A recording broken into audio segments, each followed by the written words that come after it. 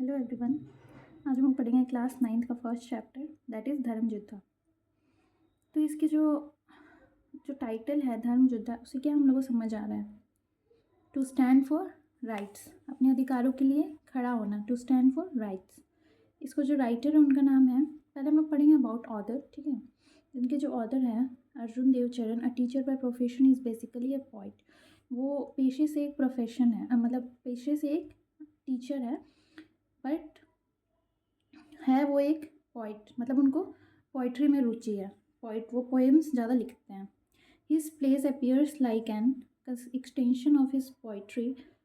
उनके जो कहानियाँ रहती है वो कैसे लिखते हैं, जैसे पोइट्री को ही एक्सटेंड कर दिया गया, मतलब पोइट्री को ही लंबा खींच के लिख दिया गया, उस टाइप का। The poet in him shows of the through his short clips and pithy lines and the song of the chorus in his play। उनके जो भी काम रहते हैं बहुत शॉर्ट क्रिस्प और पिथी रहते हैं, मतलब शॉर्ट और क्रिस्प रहते हैं, मतलब बहुत जल्दी समझ आ जाते हैं। ज़्यादा जैसे होता है ना, बहुत सारे राइटर्स ऐसे नहीं लिखते कुछ और उसका जो रियल मीनिंग कुछ और रहता है, लेकिन इनकी जो राइटिंग्स है वो बहुत ही शॉर्ट क्रिस्प रहती है, बहुत छोटी रहती है और बहुत जल्दी समझ आ जाती है। इस first book of Rajasthani place publish in late 70s। इनका जो पहला बुक का पब्लिश हुआ था लेट 17th सेंचुरी, मतलब जब 18th सेंचुरी में एंटर कर रहे थे तब इनका पहला बुक है जो पब्लिश हुआ था, राजस्थानी लिटरेरी सर्कल्स। ये राजस्थान के थे, तो इनका राजस्थान में सर्कुलेट हुआ था पहला publication. Till that time drama and Rajasthani had meant either some stray one act play, social issues, widow remarriage, dowry, etc. or the folk plays basically based on historical and mythological themes। जब तक कि उनका नहीं आया था, इनके जो work है जब तक उस समय उतना फेमस नहीं था, तब तक वहाँ पे राजस्थान में क्या चीज़ फेमस था, जैसे नाटक होता है वन एक्ट प्ले, नाटक किस इशू, सोशल इशू पे होता था, जैसे कि विडो रिमैरिज, विधवा का पुनर्विवाह करना, या दहेज प्रथा पे इस टाइप के उनके मतलब राजस्थान में प्लेज होते थे।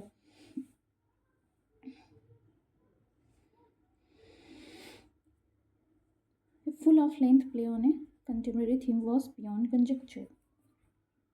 वहाँ पे उस समय पूरा फुल लेंथ का जो शो था वो नहीं होता था, ठीक है। However, Arjun's arrival on the scene is significant not only in terms of dramatic literature but also of modern theatre। तभी अर्जुन देवचरण की एंट्री हुई राइटिंग में, और वो बहुत अच्छा मतलब राइटिंग करते थे, तो उनका जो मॉडर्न टाइम से भी रिलेट किया जाता है। मतलब उनके जो राइटिंग्स थे ऐसा नहीं था कि सिर्फ पुराने रीति रिवाजों पे फोकस करते थे, उनके जो राइटिंग्स थे बहुत मॉडर्न, मतलब मॉडर्न थिंकिंग में, मॉडर्न वे ऑफ लिविंग में दिखाते थे अपने राइटिंग्स के थ्रू।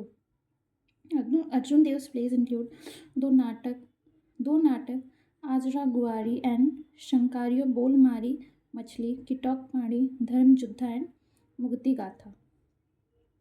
ये सब जो राइटिंग है ये राजस्थानी में इनकी लिखी गई है। सब जो वर्ड्स हैं, दो नाटक, आजरा गुआरी, सांकरियो, बोलमारी, ये सब राजस्थानी है।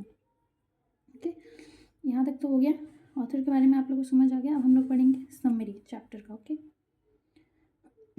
Story of Padma a young girl. इस मतलब ये जो चैप्टर है धर्म युद्धा, इसमें क्या बताया गया है? पद्मा जो कि एक यंग लड़की है, शी इज़ एडोलसेंस गर्ल, मतलब यंग एज में है वो, और वो बहुत क्यूरियस रहती है कि मतलब वो बहुत पढ़ी लिखी और अच्छी वेल एजुकेटेड है, और उसको मतलब बहुत ये रहता है क्यूरियसिटी की, मतलब वो समाज में कुछ भी गलत है तो वो नहीं देख सकती, क्योंकि वो पढ़ी लिखी है, उसको नॉलेज है कि उसके साथ क्या गलत हो रहा है और क्या सही हो रहा है। तो इसमें भी ऐसा क्या दिखाया गया है, उसकी स्टोरी दिखाई गई है। उसको हर चीज़ का नॉलेज, जैसे स्क्रिप्चर, जैसे रामायण महाभारत, और पढ़ी लिखी भी है। Aggravated and agitated by the uncharitably orthodox attitude of the society towards women। इसमें पद्मा का जो एटीट्यूड है, मतलब पद्मा का दिखाया गया गुस्सा, जो उनका एग्रीगेशन दिखाया गया है पद्मा का, उनका गुस्सा दिखाया गया। ये जो थिंकिंग है सोसाइटी की फीमेल को लेके, फीमेल की आइडेंटिटी को लेके, उसके ऊपर ही ये चैप्टर बेस्ड। ओके, तो पहले हम लोग देखते हैं। She repeatedly asks questions with her parents and teachers. वो रिपीटेडली अपने पेरेंट्स और टीचर से क्वेश्चन करती है। ओके, पहला तो हम लोग शुरू करेंगे, ये चैप्टर एक कन्वर्सेशन के रूप में है। पद्मा पहले बोलती है, what is the identity of a woman mother. माँ, वाई यू आस्क दैट। वो पूछती है, माँ औरतों की आइडेंटिटी क्या है और औरतों की पहचान क्या है। तो उसकी माँ बोलती है, तुम ऐसा क्वेश्चन क्यों पूछ रही हो। तो पद्मा बोलती है, how am I different from others, मैं लोगों से अलग कैसे हूँ। तो उसकी मम्मी क्या बोलती है, you are my daughter, our only child and our your father's darling. तुम हमारी बेटी हो और अपने पापा की एकलौती बेटी हो और अपने पापा की दुलारी हो, ओके, डार्लिंग। फिर पद्मा क्या बोलती है, father cares more for money than for me. Padma बोलती है, पर पापा तो पैसों की ज़्यादा चिंता करते हैं, मेरी तो उनकी कोई चिंता नहीं है। It takes a heart to bestow love. फिर क्या बोलती है, प्यार बांटने के लिए भी एक दिल की ज़रूरत है जो उनके पास नहीं है। फिर माँ क्या बोलती है, for whom does he save, how does all this only for your sake, you shouldn't think I have no heart.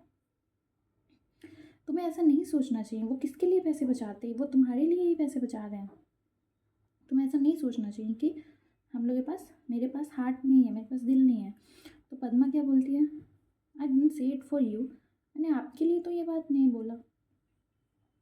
उसकी माँ क्या मतलब बोलना चाह रही है कि पद्मा बोली कि पापा के पास दिल नहीं है, तो उनकी माँ कैसे बात को पलट रही है कि मतलब वो अपने ऊपर लेके बोल रही है, बल्कि पद्मा ने ऐसा बोला ही नहीं, पद्मा ने बस अपने पापा के बारे में ऐसा बोला। फिर माँ क्या बोलती है, I am not any way different from him, my identity is linked with him and I cherish the bond. तो माँ ये बोलती है कि मैं उनसे किसी तरीके से अकेले नहीं हूँ, मेरा जो पहचान है वो उनसे ही जुड़ा हुआ है और मुझे अपने हमारे रिश्ते पे बहुत खुशी है कि मेरा जो पहचान है तुम्हारे पापा से ही जुड़ा हुआ है। तभी क्या होता है, पापा आते हैं, रूम में एंटर करते हैं, फादर एंटर्स। फिर क्या होता है, पापा पूछते हैं, what is the talk about the bond, what पद्मा's मदर, कौन से बंधन की बात हो रही है, माँ से पूछते हैं उनके पापा। तो माँ क्या बोलती है, here is your father, ask him whatever you want to no.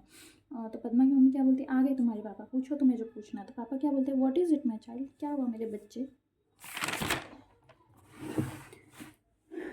फिर माँ क्या बोलती है, she wants to know what is the identity of a woman, ये जानना चाहती है पद्मा की औरत की पहचान क्या है। तो पापा क्या बोलते हैं, you will know it dear when you are married, तुम समझ जाओगे जब तुम्हारी शादी हो जाएगी।